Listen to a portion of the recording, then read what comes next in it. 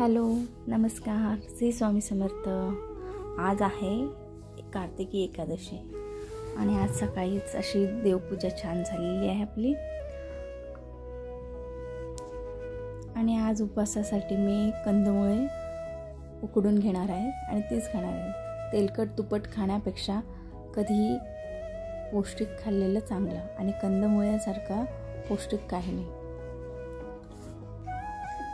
आता इथे मी करांदे, रताळी आणि कोणी हे बॉईल करून घेणार आहे. उपवास म्हणजे काय तर एक दिवस पोटाला आराम आणि मग उपवासातच आपण तेलकट तुपट खाणार तर मग त्या उपवासाचा अर्थ काय. म्हणून यासाठी मी प्रेफर करते कधीही कंदमुळे खाणार. आणि ही जी मी आता कट केलं हे दाखवते आहे ना, हे हिला कोण म्हणतात, तुमच्याकडे काय म्हणतात. इथे मी सर्व कंदमुळे असे कट करून घेतले आणि हे कंदमुळे ही जमिनीत उगवत असल्याकारणाने त्यांना खूप माती लागलेली असते. त्याच्यामुळे भरपूर असं पाणी टाकून थोडा वेळ भिजत ठेवून आणि असं 3-4 वेळा पाण्याने स्वच्छ असे करून घ्यायचे.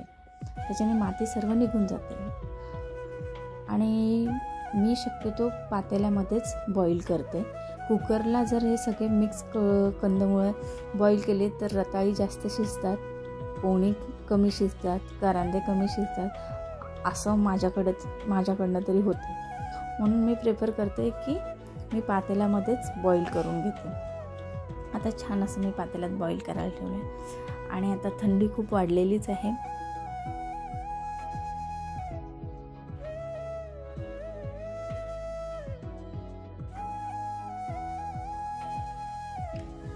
अशाच थंडीत सकाळी सकाळी अशी गरम गरम वाफाळलेली कंदमुळं खाण्यात काय वेगळीच मजा आहे.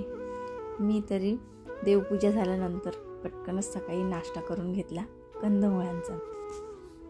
चला तर मग हा सहजच अपलोड केलेला व्हिडिओ जर तुम्हाला आवडला असेल तर लाईक करा.